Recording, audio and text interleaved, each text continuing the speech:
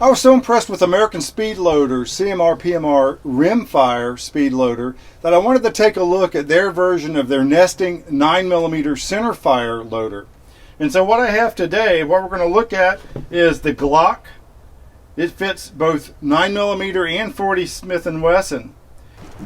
So my plan to test this out is we'll start with the double stack configuration. It's a very interesting, it has kind of its own action. It's designed to lay on the deck, put the magazine in, put in the round, and just press down, and it has kind of its own little action that's occurring as it loads the round in there. So let's just see. Now, to test this, we're going to try 3 different kinds of Glock magazines. I have the old non-drop free magazine, 15 round newer drop free magazine, and then a drop free designed to take 31 rounds. We'll also test some different rounds. We'll check a lacquered steel cased round, a polymer steel cased round, and then some hollow points, and we'll see how those load in the magazine and make sure we don't have any problems with function. We'll be using a old Gen 1 Glock 19 to do our test. We'll start with the non-drop free magazine and some nasty Russian lacquer steel cased. Now just drop the round in and push.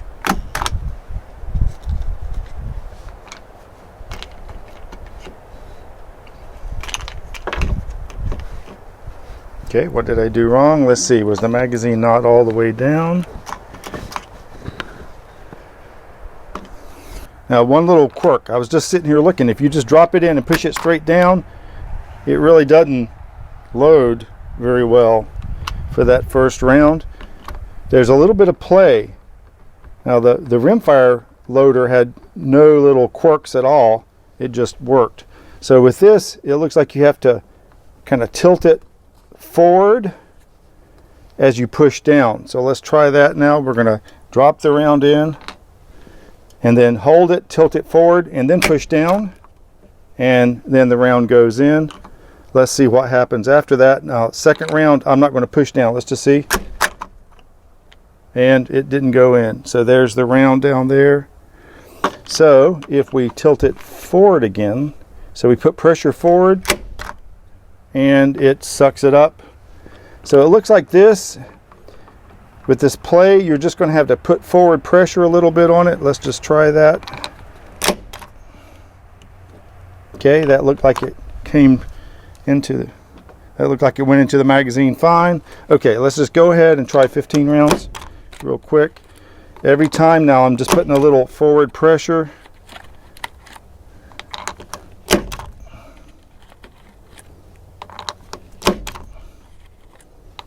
And so far, as long as I put forward pressure, it seems to be working fine.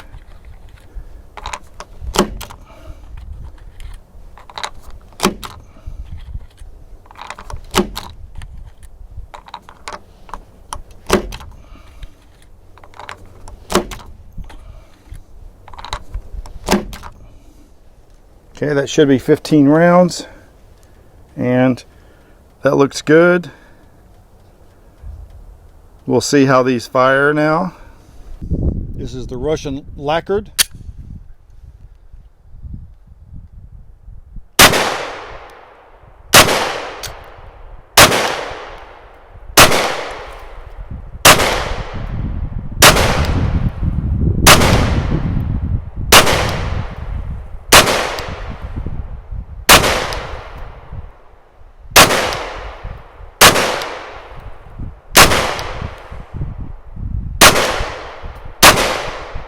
I know this isn't the pure scientific method because we're going to switch rounds and switch magazines, but let's try the newer style drop-free Glock magazines.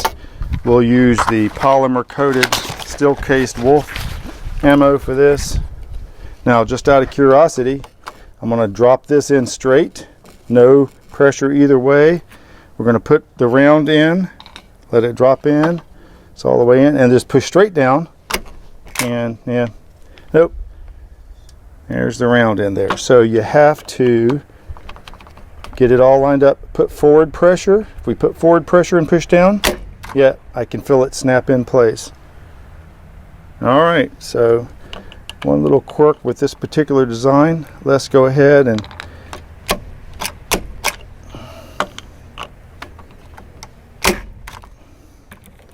not so smooth as the rim fire. See if it smooths out with a little use, maybe.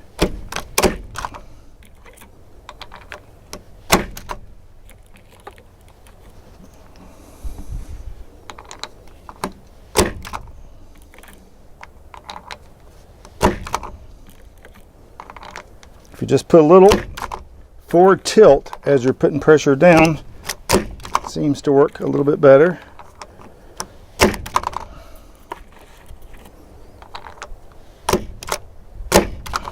Had to try twice on a couple of these. You can, yep.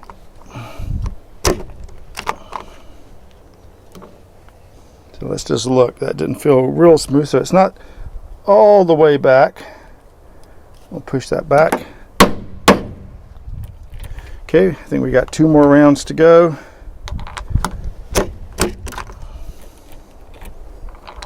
There again, forward pressure. Nope, that was 15 rounds. So not as smooth. Okay, let's try this 31 round magazine. And we'll go ahead and put 20 rounds of hollow point. So this is hollow point. Let's see how this loads up. I'll put it in.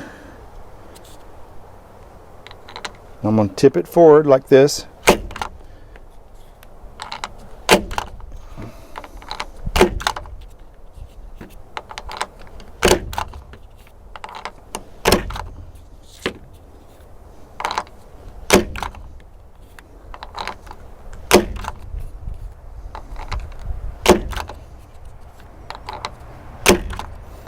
Tipping, it must have something to do with that little loading action that's going on as you put downward pressure on the device.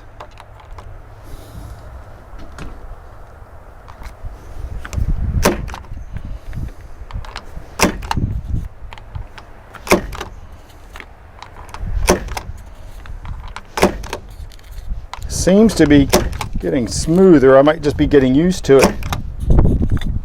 Or it might be getting broken in a little bit. Okay, so that's 20 rounds. So let's go shoot a little bit, empty these magazines out, and then we'll try to reload them and see if it gets smoother. This is the Wolf polymer coated.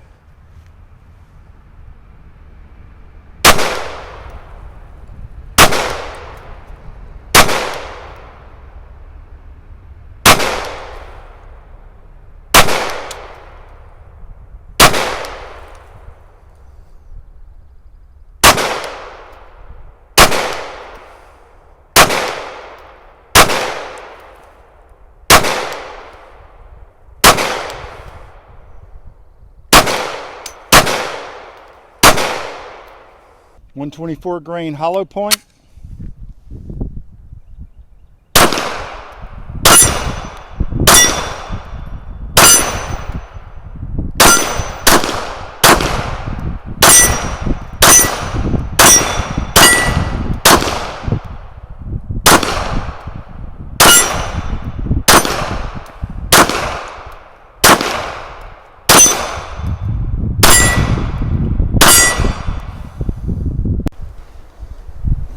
So there's a tiny bit of a learning curve with this center fire nesting loader from American Speedloaders. Once you get used to it, this is my 5th magazine now, so we'll drop the round in. You have to put a little forward tension like this and then push down.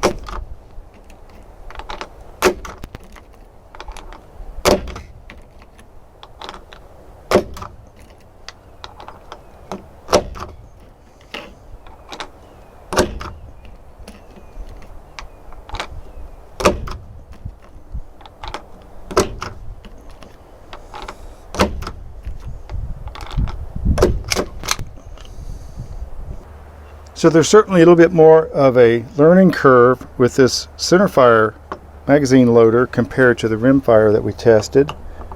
So let's try one more time now. We're going to try to put 15 rounds in this magazine. We'll drop it in, put pressure forward and down like that, and let's just see.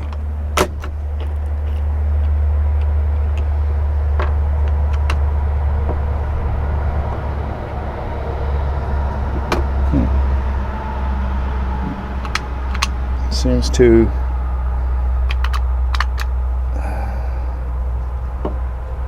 it's stuck, so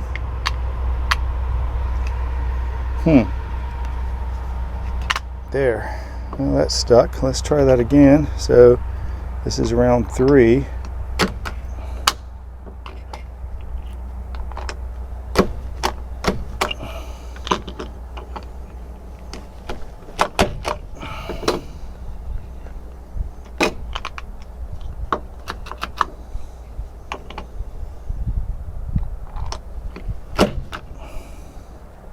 Okay, did not come back up again.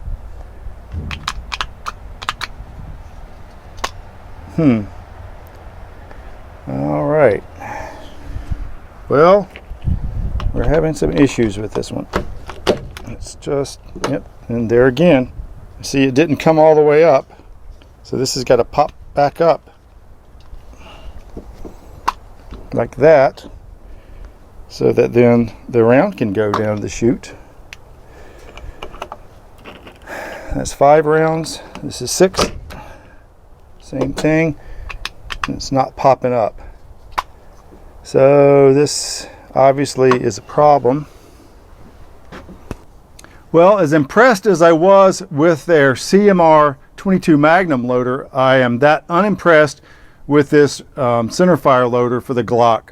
As you can see, we just had several problems right from the start. It just wasn't nearly as smooth, and then after about 7 or 8 magazines, it really just started kind of, the mechanism started jamming up. And so I'll send this back to American Speedloaders and see what they have to say. Maybe this is defective, but we'll let you know in the comments below what kind of follow-up we get from them. So certainly at this point, I have a lot of reservations thinking about recommending this particular Speedloader. However, their CMR was absolutely beautiful. If you have any questions or comments, please post those below, and as always, I'll try to respond to those in a timely fashion. Thanks for watching, and we'll see you next time.